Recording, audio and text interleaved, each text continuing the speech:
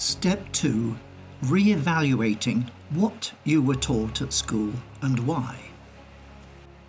Thinking a bit more about the subjects you've been taught so far and their relevance to the modern, competitive, globalised world of work that you are going to face at interview and once you get that job. In this second lecture about self-awareness, we're going to go into the kind of learning and knowledge that society has felt it best to put into your mind as you went through school and possibly through university. And it may well be that you're still studying for one subject or another and considering how that fits with your purpose. Well, we're back. I suppose this will probably be lecture 2 in the sequence. I'm not sure how the series are going to be broken up, but let's carry on from where we left off last time. I was talking to you about your education that you will have received. And the significant points that I made, just to summarize, are which of your 4 intelligences your education so far has developed. So as I was saying earlier, while you were a child, from ages 3 to about 7, your mind is making connections very, very quickly. Your capacity to create new connections between your neurons and your synapses and all those millions and billions of bits and pieces of your brain is very subtle. It's reckoned that a baby is born with between 40 and 50% of its future behavior built in simply because of its genetics. And the balance of, let's say, 50 or 60% is formed by their experiences of growing up, and especially in these early years. And that's called your nurture. So most of your early nurture takes place initially with your mother. And I say your mother because people still have a very close bond with their mother, especially if there's breastfeeding and stuff like that involved. These days in the modern world, the dads are supposed to do as much as they can of it. But the reality is, for most Western cultures, it's the women that do that, all that kind of nurture upbringing. Plus, of course, other family members. In some European countries, the grandparents get involved in the education, and the younger generation, the mothers and the fathers, go off to work. So what your education was like, who brought you up, I don't know. You'll know the extent to which you were influenced by your direct parents, or by your mother, by your father, or your grandparents, or other people indeed that may have been in your home or very powerful influences on you as you grew up.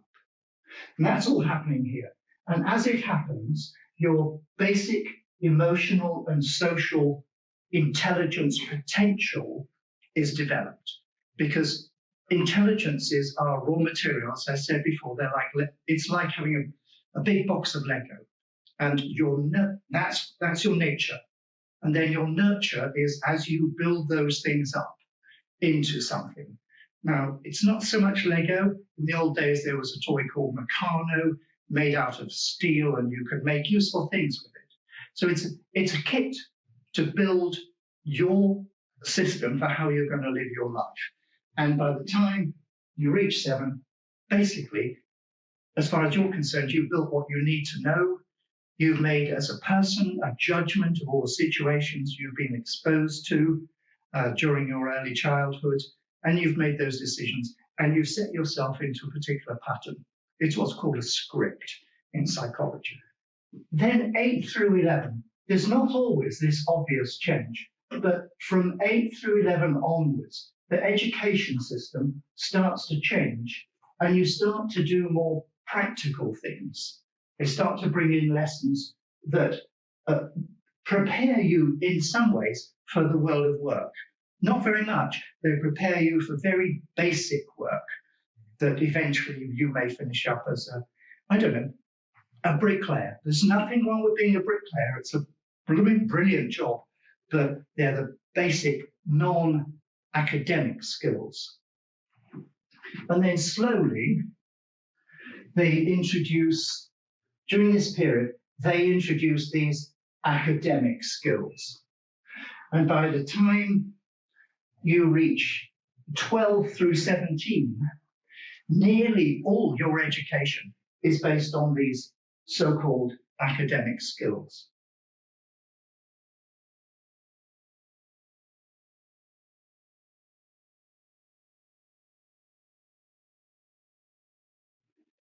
Now, to help you understand what these are, I need to put them in context. Way back in 330 BC, roughly, a guy called Alexander the Great, who was a pupil of Aristotle. By then, he'd conquered most of the known world as it was, and he marched into Egypt, and he settled a town there he called it Alexandria. Why not? If Augustus can call August, so why shouldn't Alexander the Great, who was around at least a couple of 100 years earlier, call the city Alexandria? In fact, he named at least 6 different cities Alexandria, but that's beside the point. So there's this dude, Alexander the Great.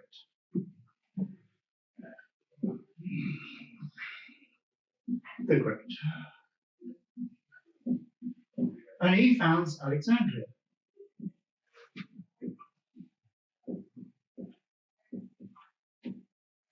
Now, it was a great city, and part of Alexander the Great's legacy was, he said, I want this to be a center of culture, of learning, because at that time, his mentor, Aristotle, had been in Greece. So we got Aristotle here. We're going to teach you critical analytical thinking. We call it CAT. It's probably the most important business skill you can learn. So there's Aristotle in Athens, in the academy. He teaches Alexander the Great.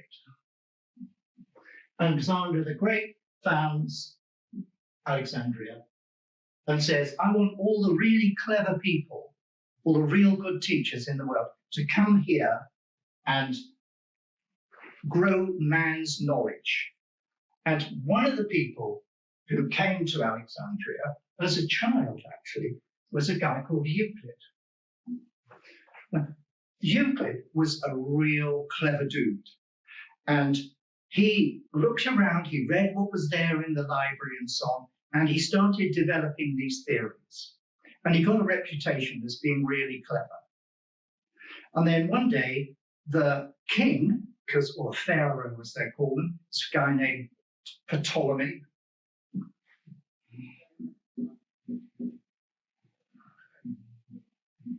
I think his name was Ptolemy. They were all Greeks, by the way, that were running, even though it was Egypt.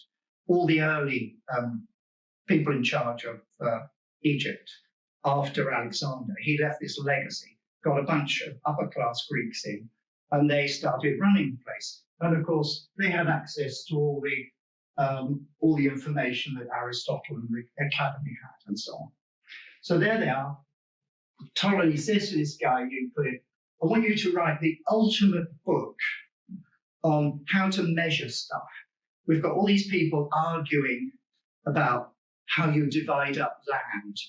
They're arguing about amounts of food and how you divide a bag of corn into 20 equal pieces. Or I've got people, I quite like a couple of pyramids to be built. I want them bigger than those pyramids. So if there's some way you can kind of work out a system of maths and so on, and something else that will enable us to calculate things. So Euclid thought, okay, well, to do real calculation, I'm going to need a better system of numbering that people have. And he came up with a thing called number theory.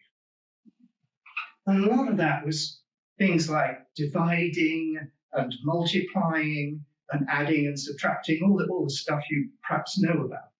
And the other thing he came up with is, okay, if we're going to measure a field and we want to divide an irregularly shaped field up into equally shaped pieces so that farmers can have an equal share of it and grow crops and stuff. And there's a blooming river going through the middle of it. How do we divide it all up? What sums can we do? So he came up with a theory of geometry. But he's generally credited with being the founder of both number theory and geometry. And he wrote a book called The Elements.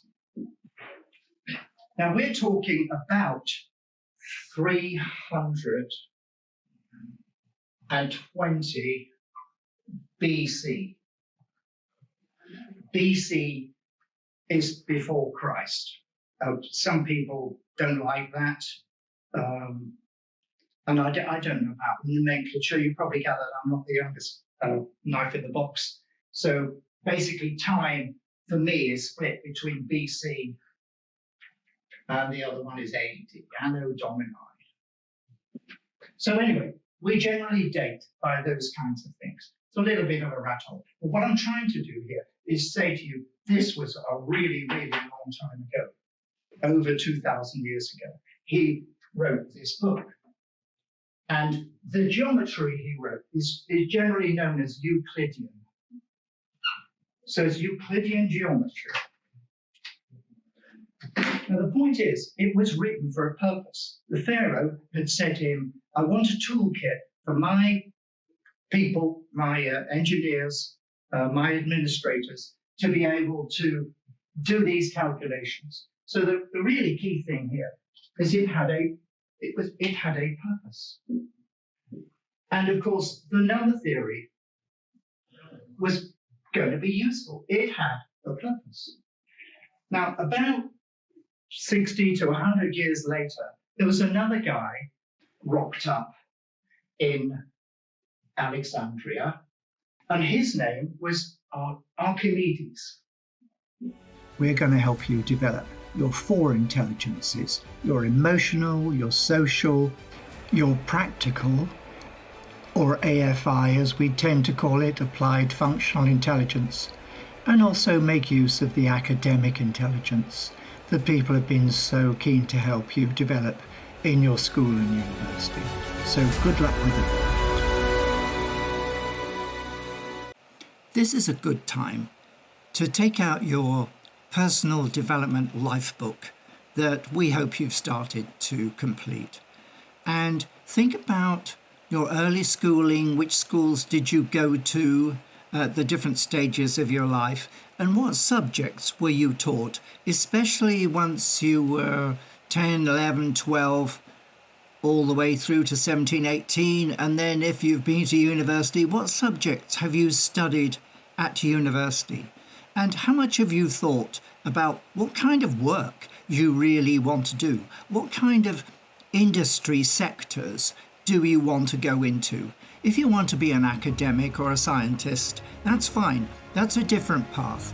But if you want to go out into the normal, what we think of as real world of work, where they pay you and you have to know how to add your value and enjoy adding your value, then start thinking about that now. Start thinking about the industry sectors that interest you and make some notes, because being purposeful and having an idea at least of what you'd like to get from your life is really important at this stage.